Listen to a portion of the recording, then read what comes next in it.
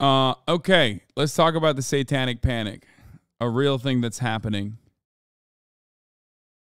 The rise of the Satanists is kind of fascinating. Now, I'm not saying they're Satan. Get $30 off your order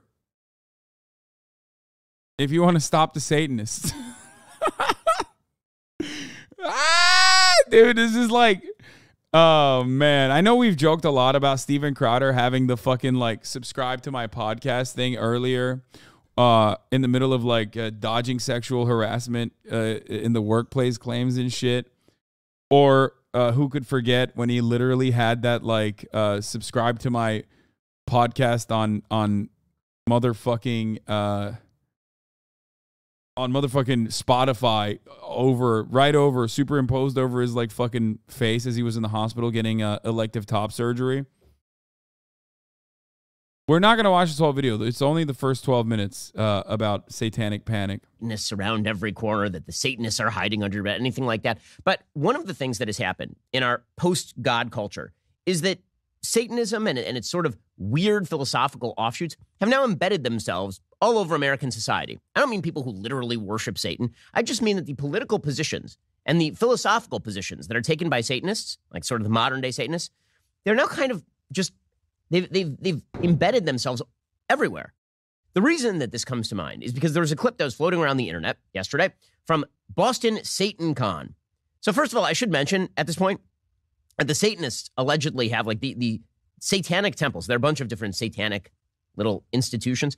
And the Satanic Temple, the one that was holding Satan Con, apparently has about 700,000 members at this point, registered members. They put out a press release on this. According to statistics published by the Pew Research Center, this new membership milestone ranks the Satanic Temple ahead of worldwide numbers of Rastafari and just under Unitarian Universalism in total worldwide adherence. Okay, so there's a video going around from SatanCon 2023 of a young woman who's ripping pages out of the Bible and throwing them on the ground. Here's what it looked like. She's just shouting as she rips pages out of a Let me guess. You could be like, bet you couldn't do that to the Quran. Bible and cast them on the ground. I mean, this is the entire point of why they do this. So, like, dumbasses like you get triggered, for the record. We're doing this, quote, we stand here today in defiance of their siege and destroy their symbols of oppression. She also ripped up a thin blue line flag representing the police. A male leader joined her in tearing that thin blue line flag into. They tossed that on the floor while the crowd cheered. And then Satanists apparently picked up the ripped pages off the floor and posed with them for pictures. The male leader apparently said, we must build true community outside the virtual. Rebelling comes in many forms, each and their own, within their own capabilities and their own situation. For some of us, merely existing one more day is victory. For those of us who can, we must stand up to those who cannot.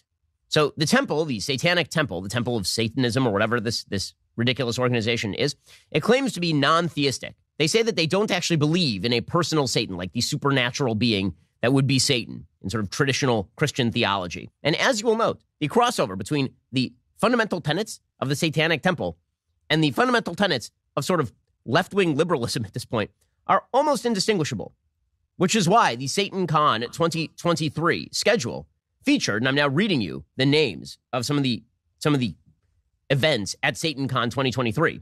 Deconstructing your religious upbringing with Judas Marduk. Fake name, right? Reclaiming the trans body. Atheistic strategies for self-determining and empowerment. Ah, yes, the trans body. Because, obviously, Satan is a big fan of the trans, according to the Satanic Temple. Sins of the Flesh, Satanism, and Self-Pleasure from Dr. Eric Sprenkle. Reimagining Lilith as an archetype for reproductive justice, according to Amanda Barton. And Satanism and the BIPOC Experience from Sitlali and Panel. So just to check off those boxes, that would be why religion is terrible. That would be transgenderism.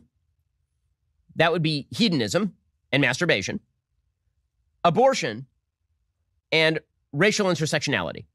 Those are the things that are being reviewed at SatanCon 2023, right? There's a reason for this. Here are the 7 fundamental tenets of the Satanic Temple.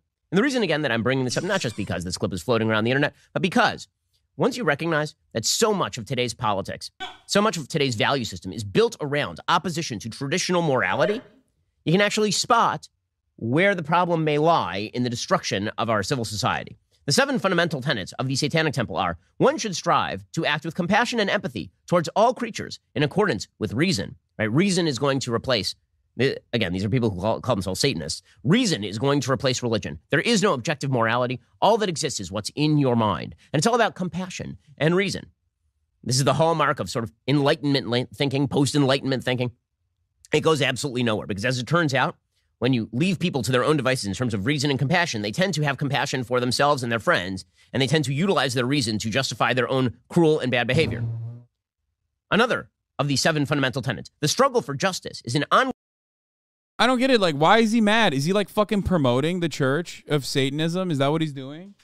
Because it seems like he's doing that. You know what I mean? Why is he promoting the church of Satanism?